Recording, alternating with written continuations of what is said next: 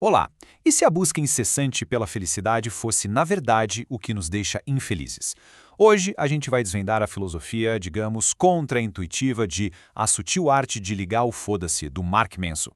Para começar, vamos falar da primeira grande ideia do livro, a tal da armadilha da positividade. E para entender isso, a gente precisa desafiar uma crença bem central da nossa cultura. E tudo começa com uma pergunta simples. Pois é, essa pergunta já escancara um paradoxo que está bem no centro da ansiedade que a gente vive hoje. Aquela fixação em ser sempre positivo, em buscar o que é melhor, o que é superior. No fim das contas, isso só serve para nos lembrar constantemente daquilo que a gente não é. O Manson, o autor, ele até dá um nome para essa epidemia moderna, o círculo vicioso infernal. É basicamente ficar ansioso por estar ansioso, ou ficar irritado por sentir irritação. E claro, a nossa cultura de perfeição, aquela que a gente vê nas redes sociais, só joga lenha na fogueira, né? Bombardeando a gente com imagens de pessoas que parecem absurdamente felizes o tempo todo. E é aqui que a coisa fica interessante. Tem um filósofo, Alan Watts, que chamou isso de lei do esforço invertido. A ideia é a seguinte: quanto mais a gente se esforça para se sentir bem, mais insatisfeito a gente fica. Por quê? Porque essa busca constante só reforça na nossa cabeça o fato de que a gente ainda não tem aquilo. E para a gente entender isso na prática, vamos dar uma olhada num herói que, olha, é bem improvável. Charles Bukowski. Sério, ele seria a última pessoa no mundo que alguém procuraria para pedir um conselho de vida. O cara passou décadas sendo rejeitado por praticamente todas as editoras. A vida dele era um borrão de álcool, drogas, jogatina, um verdadeiro caos. E é aqui que está o pulo do gato, o ponto que vira de cabeça para baixo aquela historinha de nunca desista. O sucesso dele não brotou de uma vontade louca de vencer. Pelo contrário, veio da aceitação total de que ele era um fracassado. Ele sabia disso, ele abraçou esse fato e escreveu sobre isso com uma honestidade, assim, brutal. E o túmulo dele resume essa filosofia de um jeito brilhante.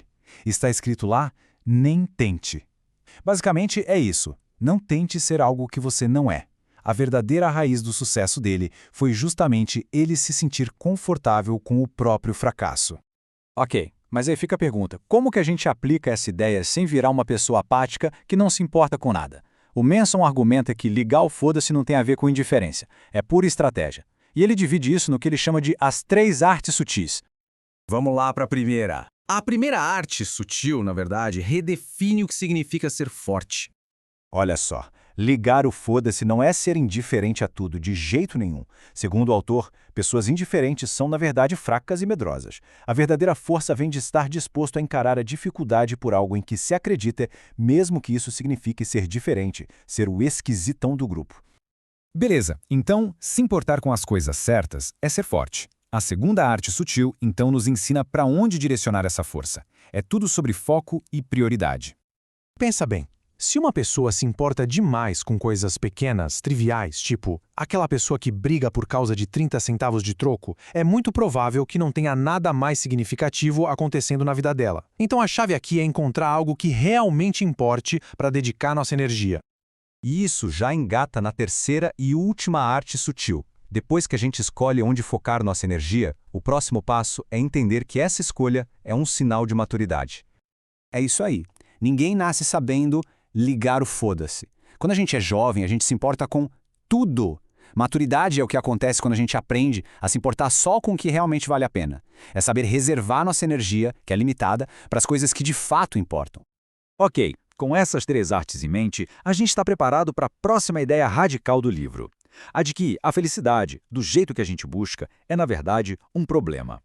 A história do Buda é um exemplo perfeito disso. Ele viveu no luxo extremo e depois na pobreza extrema, e em nenhum dos 2 casos ele encontrou a tal felicidade.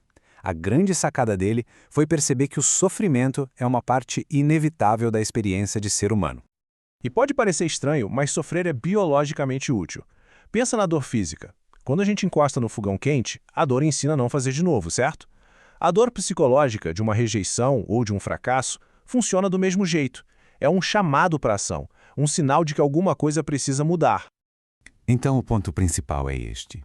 Felicidade não é um destino final, um lugar sem problemas. É o processo ativo, contínuo, de resolver o fluxo sem fim de problemas da vida. Ou seja, felicidade é uma forma de ação.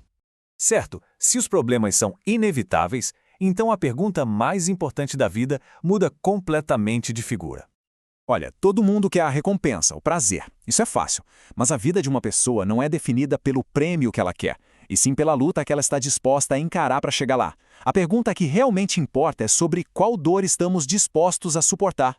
O próprio Manson conta que queria ser um astro do rock, mas ele amava só a imagem do resultado final. O palco, os fãs, a glória. Ele não amava o processo, sabe? As horas e horas de prática, a logística chata, as rejeições. A satisfação de verdade vem de se engajar na escalada, porque são as batalhas que a gente escolhe que determinam o sucesso que a gente alcança.